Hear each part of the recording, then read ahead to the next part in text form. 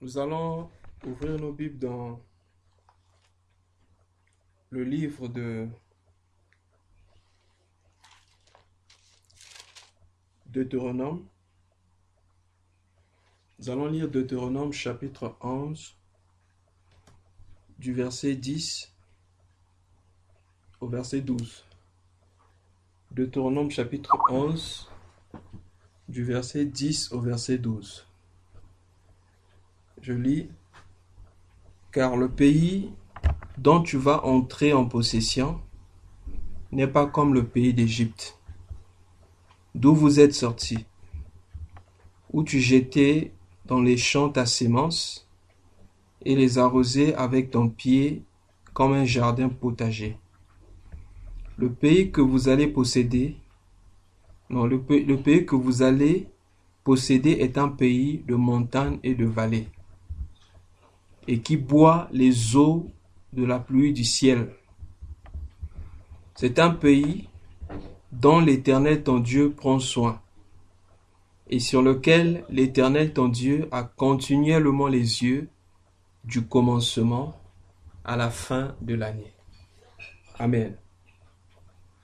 Nous bénissons le Seigneur pour les messages prêchés par nos bien-aimés ici sur le sermon sur la montagne et aussi sur la foi que nous avons écouté la fois passée.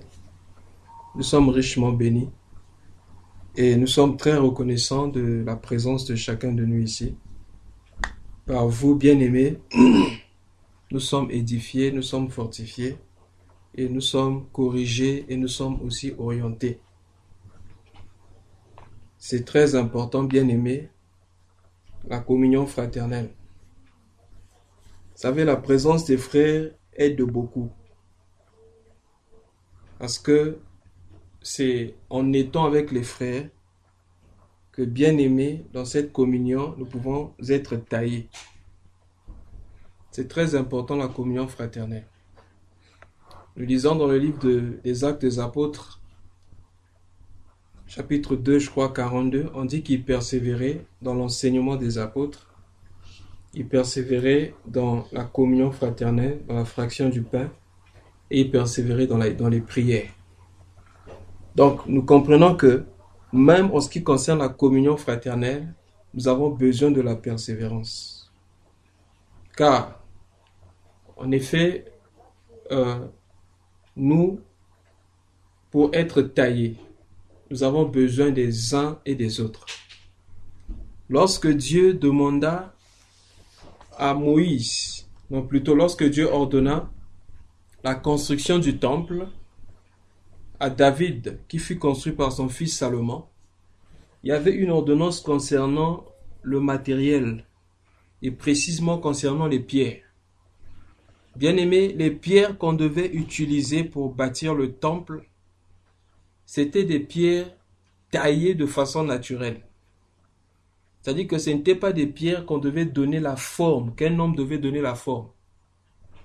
Mais c'est des pierres qui étaient taillées de façon naturelle. Vous savez comment les pierres sont taillées? C'est la pression de l'eau et aussi, bien aimé, non seulement la pression de l'eau, mais aussi lorsque les pierres se cognent, bien aimé dans le Seigneur, les pierres se taillent aussi. C'est pourquoi l'apôtre Paul, comprenant cela, non, plutôt l'apôtre Pierre, il dit: vous comme des pierres vivantes, édifiez-vous pour former la maison de Dieu, une maison sainte pour offrir à Dieu des victimes spirituelles. La différence entre la vraie église et la Babylone religieuse, c'est que la vraie église est construite par des pierres qui sont vivantes. Mais concernant la Babylone, on ne construit pas avec des pierres, mais on construit avec des briques. Vous allez lire ça dans Genèse chapitre 11. La Bible dit que ces hommes-là, qui partirent de quelque part, ils sont allés trouver un lieu et ils ont dit: nous allons bâtir une tour dont le sommet touche le ciel. Et la Bible dit: les hommes prirent la brique. Nous allons lire ça rapidement dans Genèse chapitre 11, au verset 3. Ils se dirent l'un à l'autre: allons, faisant des briques et cuisant-le au feu. Et la brique leur servit de pierre, et le bitume leur servit de ciment. Ah, vous voyez, bien aimé dans le Seigneur. On dit la brique leur servit de pierre. Donc, ça c'est déjà une contrefaçon. Lorsque nous prenons la brique et nous voulons en faire une pierre, bien aimé, cela ne marche pas. Nous avons découvert, bien aimé, une technique comme ça, des pierres artificielles. C'est-à-dire que c'est des pierres c'est-à-dire comme on fabrique la brique. On met le ciment et le sable, etc. Après avoir fabriqué, c'est la couleur du ciment. C'est un peu blanc. Maintenant, ils mettent, bien aimé, une peinture. Il y a une pâte qu'ils mettent dessus, qui donne la forme. Quand vous voyez de l'extérieur, vous avez comme l'impression que c'est une pierre. Mais en réalité, ce n'est pas une pierre naturelle. Mais pour construire, bien aimé, le temple de Dieu, la maison de Dieu, il faut des pierres naturelles. De même, si nous voulons être des membres du corps de Christ, si nous voulons faire partie de ce précieux édifice qui est le corps de Jésus-Christ, bien aimé, il nous convient d'être des chrétiens qui ne sont pas artificiels, qui ne sont pas des chrétiens d'apparence, mais qui sont bien aimés des véritables, de nature, qui ont accepté bien aimé la nature de Christ. C'est très important, bien aimé. Alors, ce soir, nous continuons toujours dans cette même perspective du précieux thème qu'avait commencé notre bien-aimé Paul sur le sermon sur la montagne. Et nous sommes en train de parler de la mentalité de la nouvelle alliance. C'est-à-dire, ça concerne la loi et la grâce. Nous allons lire un passage où le Seigneur Jésus a dit dans Matthieu chapitre 5 qui n'est pas venu pour abolir la loi, mais plutôt pour l'accomplir. Nous avions parlé de ça la fois passée. Nous avons parlé de la loi et la grâce, la différence entre la loi et la grâce. Mais ce soir, nous allons plus nous focaliser sur la mentalité de la nouvelle alliance. Matthieu chapitre 5, le verset 17. La Bible dit, ne croyez pas que je sois venu pour abolir la loi ou les prophètes, excusez-moi. Je suis venu non pour abolir, mais pour accomplir. Bien-aimés dans le Seigneur, nous ne voulons pas revenir sur ce que le bien-aimé Paul a présenté avec beaucoup de sagesse et de clarté. Donc, je suggère aux bien-aimés qui n'ont pas écouté de repartir là-bas, de lire surtout, d'écouter surtout le message sur le message, je crois, si je ne me trompe pas, la justice qui surpasse la justice qui surpasse celle des pharisiens et des scribes, pour mieux comprendre. Alors, nous parlons de la mentalité de la nouvelle alliance. Bien-aimés, c'est très dangereux de confondre les saisons. Parce que si nous confondons les saisons, nous pouvons penser être en Dieu alors que nous ne sommes pas en Dieu. Vous vous rappelez dans Matthieu chapitre 7, du verset 21 au verset 23, il y avait des hommes qui avaient fonctionné, qui ont fait beaucoup de choses, des hommes qui feront certainement beaucoup de choses, mais qui seront rejetés à la fin des temps. La Bible dit, excusez-moi, c'est pas ceux qui me disent Seigneur, Seigneur, qui hériteront le royaume, mais c'est celui qui fait la volonté de mon Père. Et ce jour-là, plusieurs me diront, n'avons-nous pas chassé les démons à ton nom, guéri les malades à ton nom, fait beaucoup de choses à ton nom? Alors je leur dirai ouvertement, éloignez-vous de moi, car je ne vous ai jamais connu. Bien-aimés dans le Seigneur, on peut opérer des miracles, faire beaucoup de choses, manifester la présence de Dieu et finir éloigné de Dieu. Voilà pourquoi il est important de comprendre dans quelle dispensation nous sommes. Alors, c'est quoi une dispensation? La dispensation, c'est la façon dont Dieu fait les choses à une époque donnée, avec un peuple donné, une façon de traiter bien-aimé avec les hommes. Nous avions dit que nous pouvons en général sélectionner ou citer trois sortes de dispensations. Il y a la dispensation des patriarches. Dans la dispensation des patriarches, Dieu traitait avec un homme et sa famille. Voyons par exemple le cas d'Enoch et sa famille, de Noé et sa famille, le cas d'Abraham et sa famille, le cas d'Isaac et sa famille, de Jacob et sa famille. Après la dispensation des patriarches, nous avons la dispensation de la loi. Dans cette dispensation, Dieu traite maintenant avec tout un peuple, c'est-à-dire le peuple sorti d'Israël. Donc là, Dieu quitte la dimension de traiter avec un homme et sa famille en traitant maintenant avec tout un peuple. Et dans chaque dispensation, il y a changement de loi. Il y a changement d'approche et changement de loi. Je peux donner par exemple au temps de David. David, bien aimé dans le Seigneur, au temps de David, David pouvait prendre plusieurs femmes, mais bien aimé dans le Seigneur.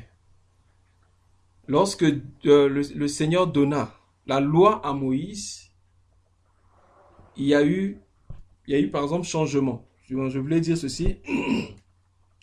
Au temps de Moïse, Dieu traite directement avec un peuple et avec ce peuple, Dieu donna une loi, mais cette loi-là ne concernait que le peuple d'Israël. Alors lorsqu'on arrive dans notre dispensation, la dispensation de la grâce ou la dispensation de la proclamation de l'évangile, cette fois-ci Dieu ne traite pas avec un peuple, mais Dieu traite avec chaque individu. Et chaque personne doit recevoir l'évangile de façon particulière et le salut devient bien aimé quelque chose de chacun. C'est-à-dire que chaque personne doit accepter l'évangile. Et cette fois-ci, dans cette dispensation, la grâce s'étale partout bien aimé sur la terre.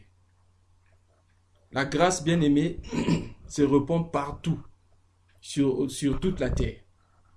Et chaque être humain, chaque individu doit accepter l'évangile, doit accepter la mort et la résurrection de Jésus-Christ, ce que Christ a fait dans sa vie pour entrer en alliance bien-aimée avec Dieu.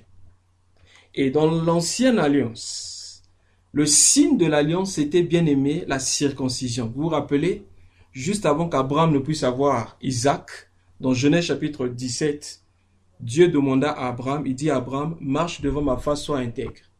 Je ferai une alliance avec toi. Et juste après, Abraham va circoncire toute sa maison. Et également, Abraham s'est fait circoncire lui-même. Et juste après, au chapitre 18, c'est là qu'il va recevoir la visitation de ces trois hommes. Et l'un d'eux va dire, à cette année, à cette même époque de l'année prochaine, voici, Sarah embrassera un fils. Or, Abraham avait eu deux fils.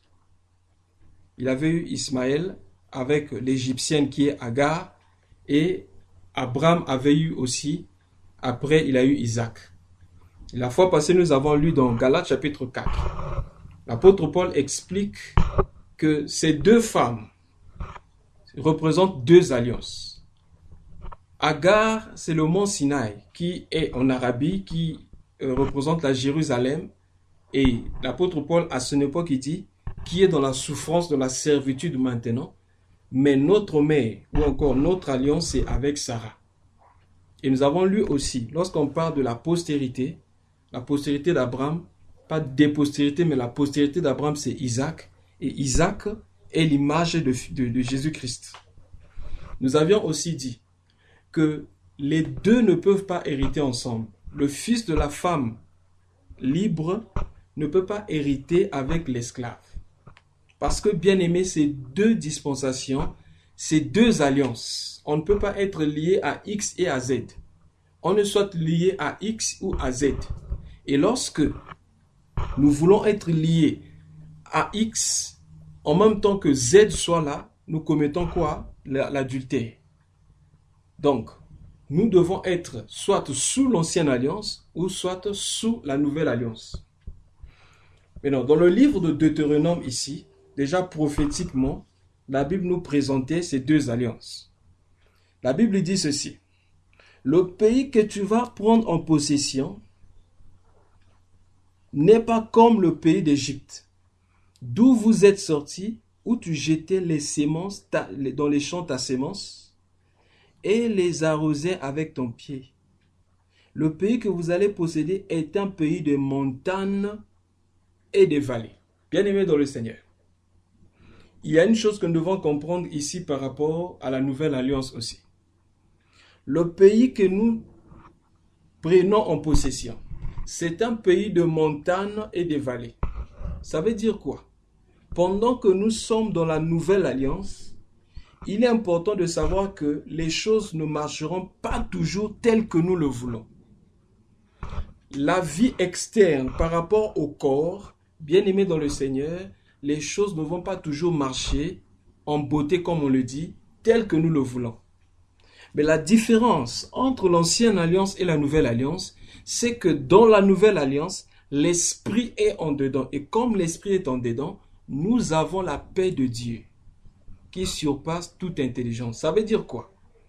Même si nous allons connaître des montagnes et des vallées, c'est-à-dire des moments de faiblesse, des moments de force, mais bien aimés à l'intérieur de nous, nous allons toujours conserver la paix de Dieu et la joie de Dieu. C'est très important, bien aimé, de comprendre ces choses. Vous allez remarquer que l'apôtre Paul, lorsqu'il dit « Je puis tout par celui qui me soutient », l'apôtre Paul était précis. Bien aimé, c'est très important de savoir placer chaque verset selon son contexte. Parce que lorsque un passage est cité hors contexte, ça devient, bien aimé, un prétexte. Donc, il convient, bien aimé, de savoir placer chaque chose au bon endroit, bien aimé, pour comprendre la pensée bien aimée de Dieu. L'apôtre Paul a commencé par dire ceci. Je crois que c'est dans Philippiens chapitre 4, là-bas, du verset 12 jusqu'au verset, je crois, 14.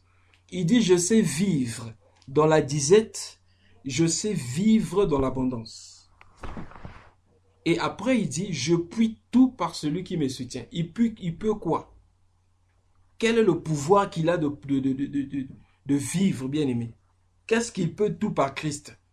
Il peut supporter la faiblesse, il peut supporter la galère et il peut, bien aimé, contrôler la richesse. Pourquoi? Parce que, bien aimé, sa joie ne dépendait pas de ce qu'il avait de façon extérieure. Sa joie, bien aimé, n'était pas connectée à la satisfaction de sa chair. Mais sa joie était connectée à la position bien-aimée de son cœur. Comme son cœur était attaché à Dieu, l'apôtre Paul pouvait parler comme le psalmiste de Psaume chapitre 73. Qui ai-je au ciel si ce n'est toi? Et sur la terre, je n'ai que toi. Voilà pourquoi aucune chose ne pouvait déranger, bien-aimé, la vie de Paul. C'est pourquoi il pouvait dire, bien-aimé, l'apôtre Paul avait des moments où l'apôtre Paul aussi avait peur. Il dit la peur à l'extérieur, mais bien-aimé, la joie à l'intérieur. Il pouvait dire ceci, même si cette tente est détruite, nous savons que l'homme intérieur se renouvelle de gloire en gloire. 2 Corinthiens chapitre 4, je crois que c'est du verset 16 au verset 18. L'apôtre avait compris une chose. Le plus important, bien-aimé, c'était la joie, c'était l'intérieur. Et bien-aimé, c'est là la supériorité de la nouvelle alliance sur l'ancienne alliance. Comme nous l'avons dit la fois passée, si dans l'ancienne alliance, la loi qui était donnée au peuple était centrée sur « tu ne feras pas ceci, tu feras ceci », dans la nouvelle alliance, tout a changé, c'est Dieu qui dit « je ». Nous allons lire ça. Nous allons encore relire ce que nous avons lu la fois passée dans Hébreux chapitre 8. Bien-aimé, celui qui a écrit l'auteur de l'Épître aux Hébreux, l'auteur n'est pas connu, mais je pense que ça peut être l'apôtre Paul. Hébreux chapitre 8. Je préfère commencer à partir du verset 1er jusqu'au verset 13. Voici ce qui est écrit. Le point capital de ce qui vient d'être dit, c'est que nous avons un tel souverain sacrificateur qui s'est assis à la droite du trône de la majesté divine dans les cieux, comme ministre du sanctuaire et du véritable tabernacle, qui a été dressé par le Seigneur et non par un homme. Tout souverain sacrificateur est établi pour présenter des offrandes et des sacrifices, d'où il est nécessaire que celui-ci aussi ait aussi quelque chose à présenter. S'il était sur la terre, il ne serait même pas sacrificateur, puisque là sont ceux qui présentent des offrandes selon la loi, lesquels célèbrent un culte, image et ombre des choses célestes, selon que Moïse fut divinement averti lorsqu'il construisait le tabernacle, lorsqu'il allait construire le tabernacle, et soin lui fut dit de faire tout d'après le modèle qui t'a été montré sur la montagne. Mais maintenant, il a obtenu un ministère d'autant supérieur qu'il est médiateur d'une alliance plus excellente, qui a été établie sur les meilleures promesses. Verset 7. En effet, si la première alliance avait été sans défaut, il n'aurait pas été question de la remplacer par une autre. Donc vous comprenez ici, selon l'auteur de l'Épître aux Hébreux, poussé par le Saint-Esprit, il dit que la première alliance avait des défauts. Il continue. Car c'est avec l'expression d'une blâme, l'expression d'un blâme que le Seigneur dit à Israël. Voici les jours viennent, dit le Seigneur, où je ferai avec la maison d'Israël et la maison de Juda une alliance nouvelle. C'est merveilleux. Il ne dit pas que vous ferez alliance avec la maison d'Israël, ferez alliance avec moi, mais la Bible dit, je ferai alliance avec la maison de Juda. Il dit, non comme l'alliance que j'ai traitée avec leur père, le jour où je les ai saisis par la main pour les faire sortir du pays d'Égypte, car ils n'ont pas persévéré dans mon alliance. Et moi aussi, je ne me suis pas soucié d'eux, dit le Seigneur. Verset 10. Mais voici l'alliance que je ferai avec la maison d'Israël. Après ce jour-là, dit le Seigneur, je mettrai mes lois dans leurs esprits. Je mettrai mes lois dans leur esprit, je les écrirai sur leur cœur. Je serai leur Dieu et ils seront mon peuple.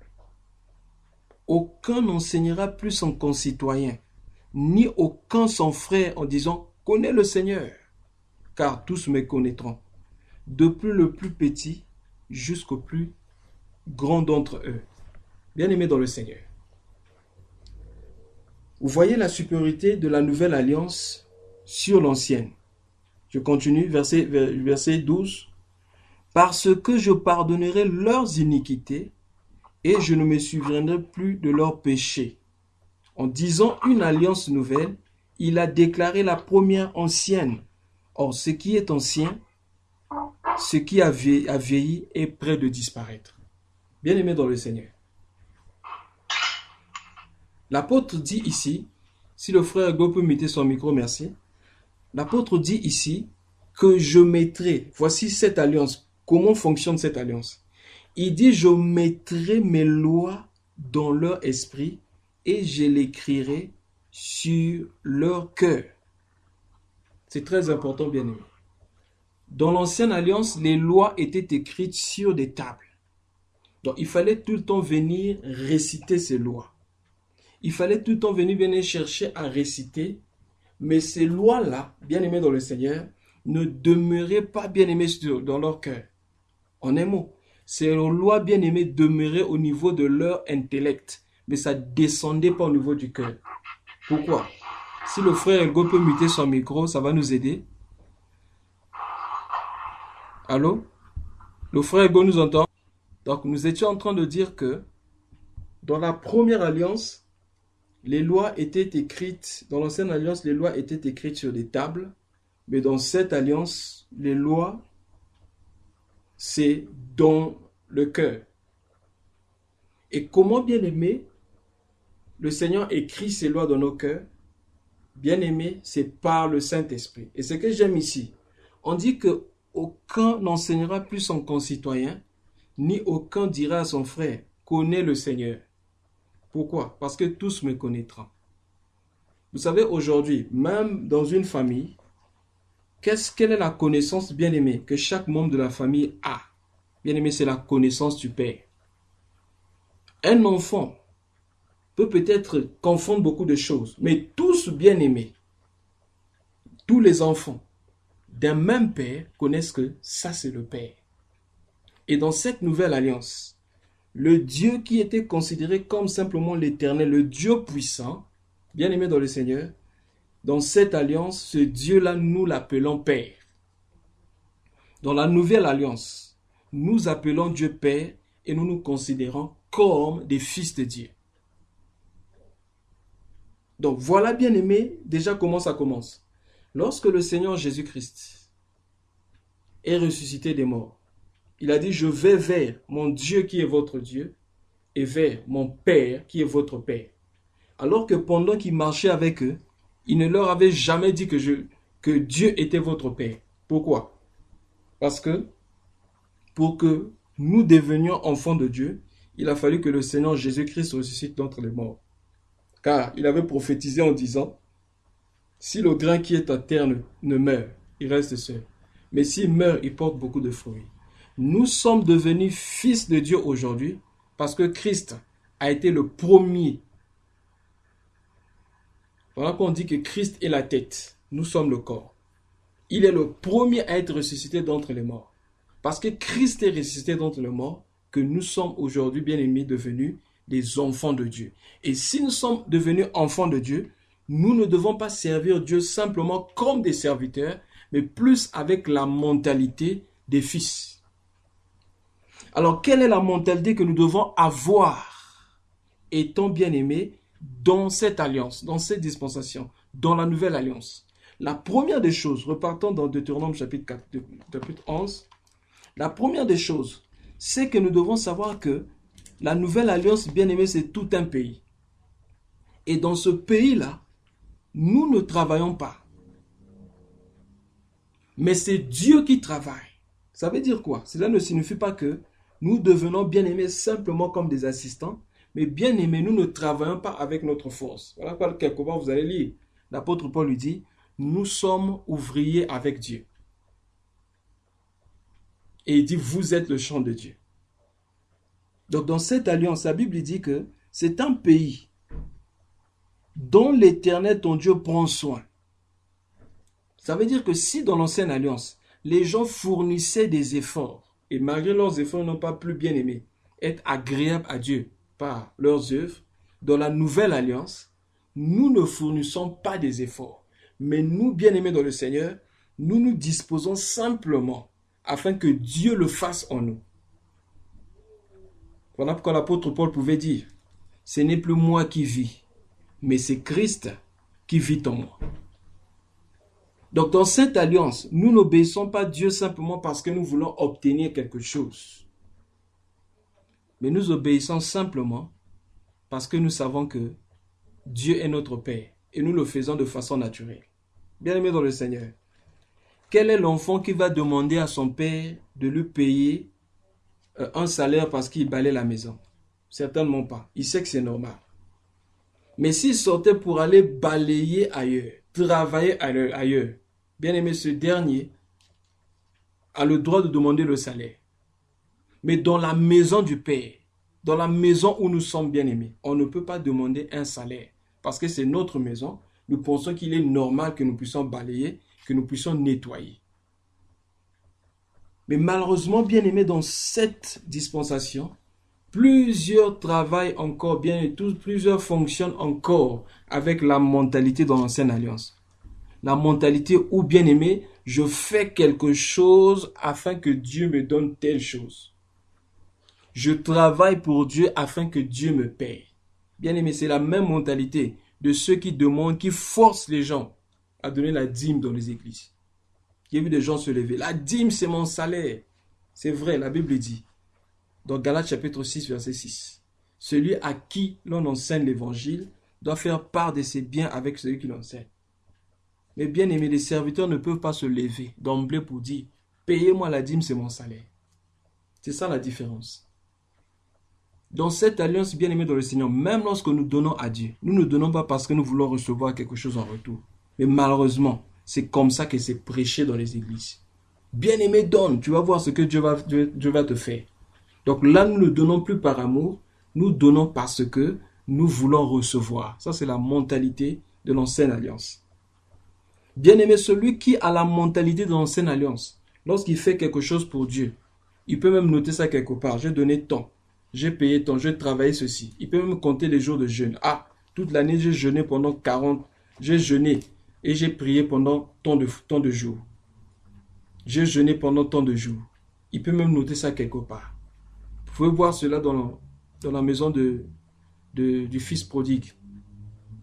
Son frère étant dans la maison, mais dans la maison, il y avait la mentalité des serviteurs, au lieu d'avoir la mentalité des fils. Mais le petit frère avait compris. Ce qui au père est à moi. Si je demande au père, il me donne. Mais le grand frère n'avait pas compris cela. Vous vous rappelez quand l'enfant prodigue est revenu à la maison, la Bible déclare que son grand frère venait des champs. Or, les champs, c'est l'image de l'église. Donc, c'est un serviteur qui servait bien-aimé dans l'église. Il demande, parce qu'il il avait remarqué qu'il y avait la fête à la maison. Il demanda, on dit, c'est son frère qui était parti, qui est revenu. La Bible dit qu'il était furieux. Il est resté hors de la maison. Et la Bible dit, il ne voulait même pas entrer dans la maison. C'est le père qui était sorti pour le prendre. Et il dit au père, depuis longtemps je suis ici dans ta maison. Je travaille pour toi. Tu ne m'as jamais donné un bœuf pour que je puisse aussi fêter avec mes amis. Mais c'est quand ton fils, il dit même pas mon frère, mais il dit, mais c'est quand ton fils qui était parti, qui a sapé l'argent, qui a distribué l'argent aux prostituées. Donc, après avoir distribué l'argent, il revient à la maison. C'est pour lui que tu fais une fête. Bon, le père va lui dire, mon fils, tu es avec moi ici. Ce qui est à moi est à toi. Ce qui est à moi est à toi. Ça veut dire quoi? Tu pouvais prendre à tout moment. Mais lui croyait que c'était le fruit du salaire. Oh bien-aimé dans le Seigneur. Si nous avons cette mentalité, du genre par exemple, je vais me connecter sur Internet, prier avec les autres sur Skype, comme ça au moins Dieu va voir mon zèle. Comme ça au moins Dieu va voir que moi je suis disponible pour lui. Alors Dieu aussi va se disposer pour me donner. Bien-aimé, ça c'est la mentalité de l'ancienne alliance. Je fais quelque chose pour Dieu afin que Dieu me donne quelque chose en retour. Bien-aimé dans le Seigneur, dans cette alliance, dans ce pays bien-aimé dans le Seigneur, nous ne travaillons pas parce que nous voulons bien-aimé attirer quelque chose ou bien-aimé prouver quelque chose à Dieu. Mais nous travaillons parce que c'est naturel, c'est normal de le faire. Dans l'ancienne alliance, les hommes se sanctifiaient pour attirer Dieu. Voilà pourquoi dans l'ancienne alliance, généralement, la sanctification venait après la justification. Mais dans cette alliance, la justification vient avant la sanctification. Nous ne nous sanctifions pas parce que nous voulons attirer Dieu, mais nous sommes saints parce que c'est notre nature. Et nous vivons naturellement dans la sainteté, nous marchons naturellement dans la sanctification parce que c'est notre nature. Pas parce que nous voulons recevoir quelque chose de la part de Dieu. Rappelez-vous des bénédictions et des malédictions de Deutéronome chapitre 28. Malheureusement, c'est encore prêché aujourd'hui dans les églises. Tu ne tueras point. Si tu fais ceci, voici ce que Dieu va te faire. Donne ta dîme, tes offrandes. Vous verrez, j'ouvrirai les éclus des cieux pour vous, etc. Donc, tout dépendait de ce qu'on a fait ou de ce qu'on n'a pas fait. Mais malheureusement, bien-aimés, nous pouvons aussi, bien-aimés, tomber dans cette erreur. Je ne suis pas en train de dire de vivre n'importe comment ou de vivre dans le péché. Mais je suis en train de dire, bien-aimés dans le Seigneur, la sainteté doit être naturelle chez nous. Mais nous ne devons pas, bien-aimés, chercher à vivre la sainteté parce que nous voulons soit prouver quelque chose à Dieu ou parce que nous attendons quelque chose de la part de Dieu. Mais ça doit devenir, bien-aimé, naturel chez nous. C'est un pays dont l'Éternel prend soin. Qu'est-ce que je vais dire? Dans cette nouvelle alliance, nous ne pouvons pas plaire à Dieu par nos forces, par nos capacités, par nos méthodes. Mais nous venons simplement auprès de Dieu pour dire, Seigneur, c'est toi qui dois vivre cette vie en moi. Vous savez, dans l'ancienne alliance, comme on avait dit la fois passée, l'accent était plus centré sur le travail. Tu dois faire, tu dois faire. Mais dans la nouvelle alliance, l'accent, bien aimé, est sur l'être. Ce n'est pas ce que nous faisons pour Dieu qui est important, mais c'est d'abord ce que nous sommes devant Dieu. Le passage de Jésus dans la maison de Marthe et Marie peut nous révéler aussi, bien aimé, l'ancienne et la nouvelle alliance. La Bible dit que le Seigneur Jésus était reçu dans la maison de Marthe.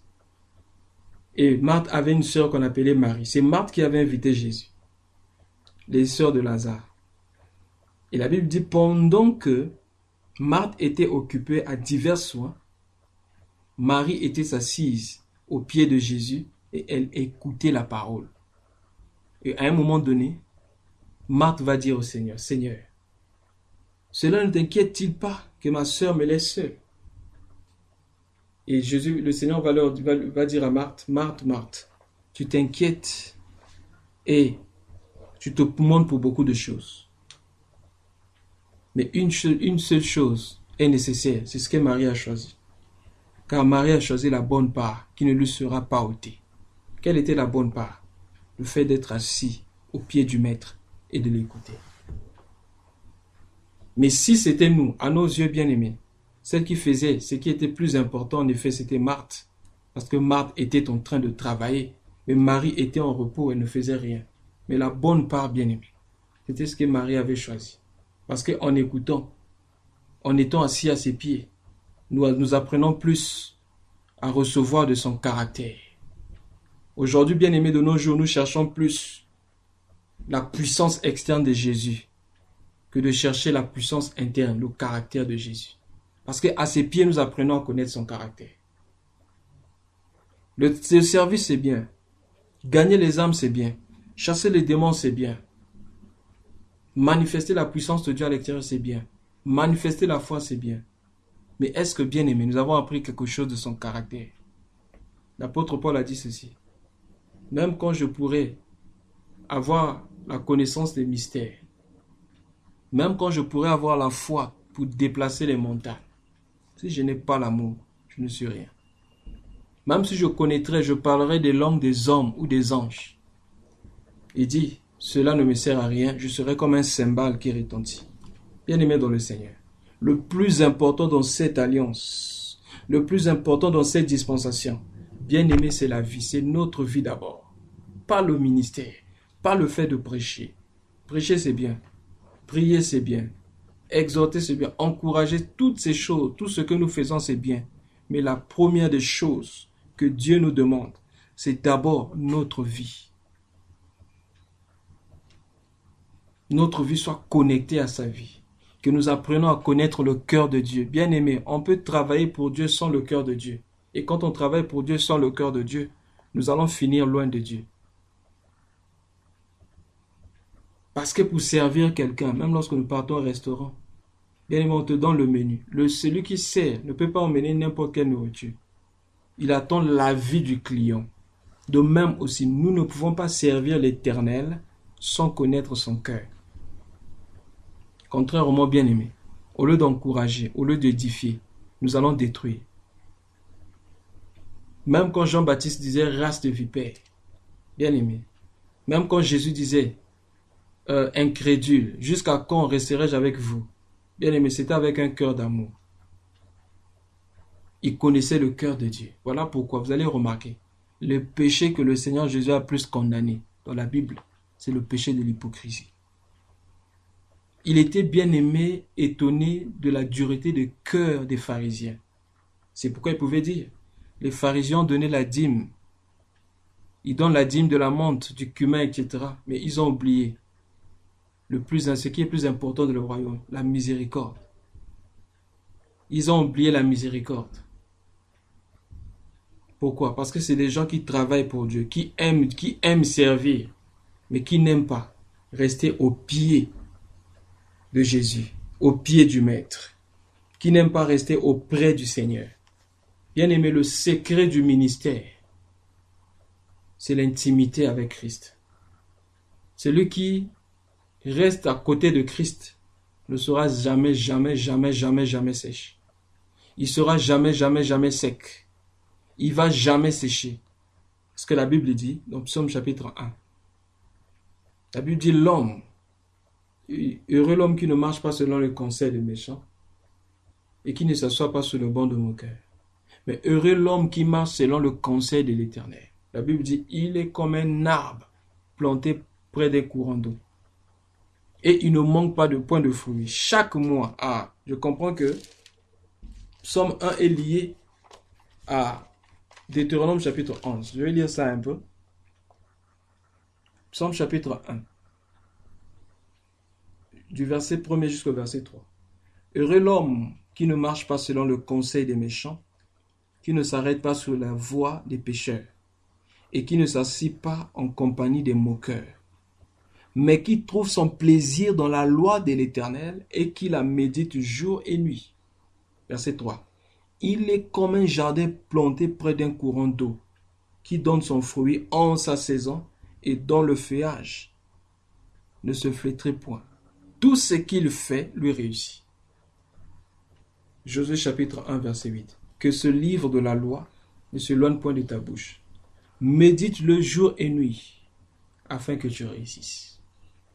La réussite dans le ministère, c'est la communion avec Dieu. Plus nous sommes proches de Dieu, plus bien-aimés, nous serons impactés par sa nature. Et lorsque nous allons aller auprès des hommes, nous allons réellement communiquer la nature de Dieu.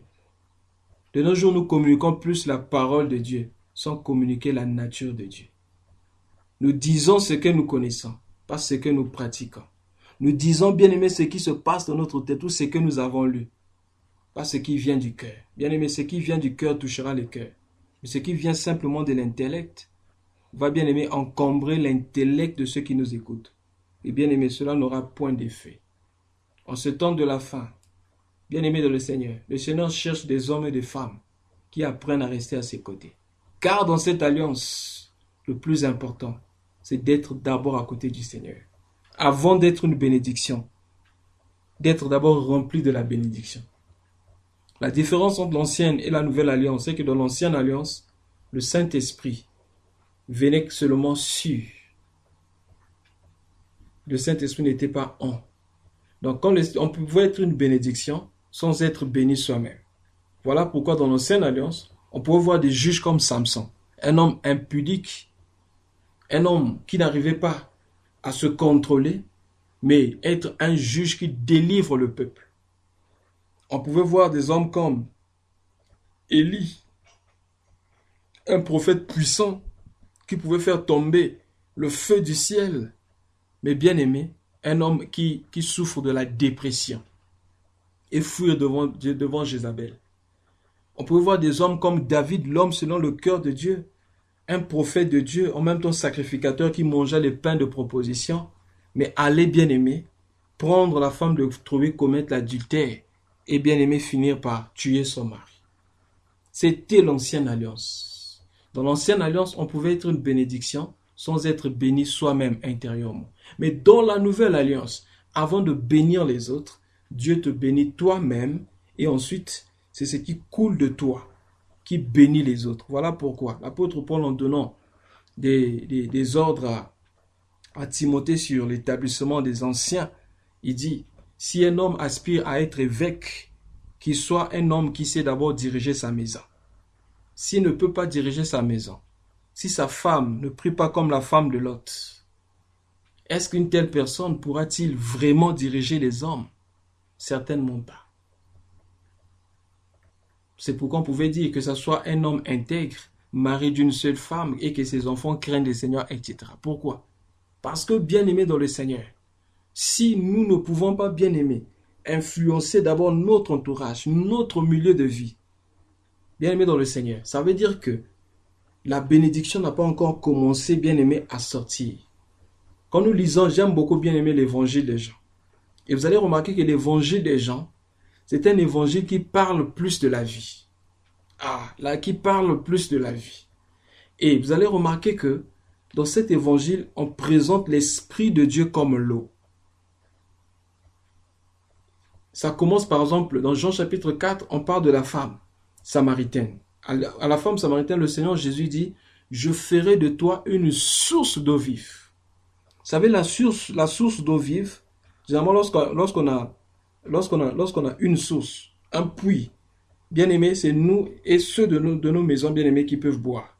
Mais dans Jean chapitre 7, le Seigneur quitte le niveau de la source en parlant maintenant des fleuves. Il dit, celui qui croit en moi, les fleuves d'eau vive couleront des sans saints. Donc nous devons quitter le niveau de la source. La source te bénit toi-même. Mais bien aimé, nous devons atteindre le niveau bien-aimé du fleuve. Et bien aimé, quand on atteint le niveau du fleuve, on n'aura pas besoin de nous dire, il faut enseigner ceci. Il faut parler des Jésus. Non, bien aimé, ça coule. Et toute personne qui rentre en contact avec nous, même lorsque nous sommes en train de voyager, on peut être dans un bus, on peut être dans un avion, bien aimé dans le Seigneur. Puisque l'eau est en train de couler, bien aimé, même sans parole, les gens seront guéris. Et vous allez remarquer, lorsque tu atteins le niveau bien aimé du fleuve, tu vas voir que le Seigneur va commencer même à envoyer des gens qui ont soif de la parole vers toi, afin que ces gens boivent. Parce que le Seigneur sait qu'il t'a déjà équipé, bien aimé, de ce fleuve d'eau vive. On ne force rien dans cette bien-aimé, dans cette dispensation, on ne force rien. On ne force pas le ministère. On ne force pas la sainteté. On ne force pas aussi la prière. Ce ne sont pas des tactiques. Mais bien aimé, nous devons aussi apprendre à être persévérants. Le secret de cette dispensation, c'est l'abandon total à Dieu. Seigneur, je ne peux rien par moi-même. Je ne peux pas aimer, bien aimé. Qui peut aimer? Qui peut aimer? Romains chapitre 5, verset 5. Lisons un peu ça. Nous allons comprendre que, bien aimé, si nous essayons d'aimer par nous-mêmes, on ne peut pas aimer. Je bénis le Seigneur de ce que le bien-aimé frère avait dit la fois passée ici. Souvent, nous n'aimons pas, ou les hommes n'aiment pas, parce qu'ils n'ont pas appris à aimer Dieu. Tu aimeras l'Éternel, ton Dieu, de tout ton cœur, de toute ton âme et de toutes tes forces, et ton prochain comme toi-même. Celui qui n'aime pas Dieu ne pourra pas aimer son prochain. Ce n'est pas possible. Parce que c'est l'amour de Dieu. Lorsque nous aimons Dieu, il impacte, bien-aimé, il nous influence par son amour, et c'est ce même amour que, bien-aimé, nous pourrons transmettre autrui. Lisons un peu ça dans Romains chapitre 5, verset 5. La Bible dit, « Or, l'espérance ne trompe point, parce que l'amour de Dieu est répandu dans nos cœurs par le Saint-Esprit qui nous a été donné. » Vous comprenez, bien-aimé? Dans cette dispensation, on ne force pas l'amour. Mais c'est le Saint-Esprit, c'est l'amour de Dieu qui est répandu dans nos cœurs par le Saint-Esprit. Je bénis le Seigneur pour ce que le bien-aimé Paul avait dit. Il dit, on ne pratique pas l'amour, mais on vit l'amour. C'est lorsque nous avons l'amour en nous que, bien-aimé, nous pourrons manifester cet amour en retour. Mais si on commence, bien-aimé, à forcer, bien-aimé, là nous repartons de l'ancienne alliance. Ou bien-aimé, c'était les hommes qui travaillaient. Dans cette alliance, c'est Dieu qui travaille. Laisse-toi aller. Seigneur, me voici. Remplis-moi de ton amour. Donne-moi d'aimer les hommes. Bien-aimé, tu vas voir ce que Dieu va faire. Seigneur, je ne sais pas prier. Bien-aimé, je bénis le Seigneur pour cette alliance. Dans cette alliance, même la prière. Romains chapitre 8, verset 26. Romains 8, 26. Je lis la parole. De même aussi l'Esprit nous aide dans nos faiblesses, car nous ne savons pas ce qu'il nous convient de demander dans nos prières. Mais l'Esprit lui-même intercède par des soupirs inexprimables. Verset 27. Et celui qui sonde les cœurs connaît quelle est la pensée de l'Esprit, parce que c'est selon Dieu qu'il intercède en faveur des saints. Dans cette alliance, même prière, bien aimée, même la prière, on ne peut pas prier, on ne sait pas prier. C'est pourquoi, bien aimé, la Bible dit prier en esprit. C'est-à-dire prier par la puissance du Saint-Esprit. Dans cette alliance, le secret ou la base, comme nous venons de lire là-bas, c'est le Saint-Esprit qui vient vivre dans l'homme. Et quand le Saint-Esprit vit en nous, l'Esprit crie à bas Père, nous connaissons que nous sommes enfants de Dieu, alors nous commençons à vivre la vie de Dieu étant sur la terre, simplement. Donc ne cherche pas, bien aimé, à conserver ou à manager cette vie. J'ai vu des frères qui étaient tout chauds, bien aimés par exemple dans la prière, à un moment donné, bien aimé. Ça arrive à tout le monde. Ça m'est arrivé aussi. On se sent quelquefois un peu faible. Et quelquefois on veut faire violence par nous-mêmes. C'est vrai, le royaume de Dieu appartient à ceux qui sont violents. Et l'apôtre Paul a dit, je traite durement mon corps. Nous avons une part de responsabilité. Mais bien, n'osons pas penser que nous pourrons le faire par nos capacités. Présentons nos faiblesses à Dieu. Parce que c'est la vie de Dieu. C'est à Dieu de vivre sa vie en nous. Ce n'est pas à nous de chercher, bien aimé, à modifier ou à maintenir cette vie. Non. Présentons à Dieu nos incapacités. Seigneur, je priais beaucoup. Je sens que je ne prie plus. Seigneur, je sens que jeûner pour moi devient quelque chose de ne plus nécessaire. Alors que quelquefois je mettais de côté la nourriture parce que je savais qu'il fallait prier. Père, je ne sens plus le fardeau des âmes comme je le sentais avant. Le fardeau des âmes où je prie plus pour ma famille comme je le faisais avant. Je pense que quelque chose ne va pas. Bien, et vous savez, le problème avec nous, c'est quoi? Nous pouvons facilement reconnaître des malformations ou encore des manquements au niveau du corps. Et cela nous inquiète. Mais quelquefois, au niveau de l'esprit, cela ne nous inquiète pas. Faisons très attention. La perte de la sensibilité est la marque bien-aimée du sommeil spirituel. Tu ne pries plus, ça ne te dérange pas. Tu ne médites plus la parole, ça ne te dérange pas. Tu n'as plus le souci des âmes, ça ne te dérange pas. Tu n'as plus la miséricorde, ça ne te dérange pas. Tu n'es plus sensible par rapport au péché, ça ne te dérange pas. Bien-aimé, faisons très attention. Si je ne suis plus sensible au péché, si je ne prie plus comme avant, ça ne me dérange pas. Si bien-aimé, les choses que je refusais hier, je commence à accepter aujourd'hui. Le mensonge, l'impureté, bien-aimé, ça ne me dérange pas. Ça veut dire qu'il y a quelque chose qui ne va pas. Aujourd'hui, lorsqu'on a mal à la tête, on court voir le docteur. Pourquoi? Pourquoi on prend les comprimés? Parce que nous savons que si nous restons malades, on risque de mourir. Mais pourquoi, bien-aimé, nous prenons autant soin du corps physique, mais pas, bien-aimé, du corps spirituel? Cela prouve la suffisance. Où nous dirigeons nos cœurs, ou plutôt les yeux de nos cœurs. Si notre trésor est au ciel, nous allons plus élever nos cœurs vers Christ. Car la Bible dit dans Colossiens chapitre 3, vous qui êtes ressuscités avec Christ, cherchez les choses d'en haut, où Christ est assis, à la droite de Dieu, et non celles qui sont sur la terre. Aspirez aux choses d'en haut. Quelle est notre aspiration? Un nouveau poste? L'augmentation du salaire? Une voiture que nous avons vu que nous voulons acheter? Une parcelle? Construire une maison? Avoir des enfants? Bien-aimés dans le Seigneur, Jésus-Christ revient bientôt. Souvenez-vous, il a dit, comme cela s'est passé au temps de Noé et au temps de Lot, les choses arriveront de même au jour du Fils de l'homme. Qu'est-ce qui caractérisait les jours de Noé et de Lot? Les hommes ont mangé, buvaient, mariaient et se mariaient. Les hommes construisaient. Ils étaient tout le temps dans la fête jusqu'à ce que, bien-aimé, Noé rentra dans l'arche et Lot sortit de Sodome. Qu'est-ce que je veux dire? La marque bien-aimée des temps de la fin, c'est le matérialisme. Les hommes deviendront trop matérialistes, attachés aux choses de la terre. Et sauf Dieu, ils garderont la forme de la religiosité. Ils peuvent prier comme on prie sur Skype comme ça. Dire shalom, continuer à lire la Bible, mais bien-aimé, le premier amour n'est plus. Faisons très attention. Que le Seigneur nous bénisse. Il continuera prochainement si le Père le permet. Au nom de Jésus. Amen.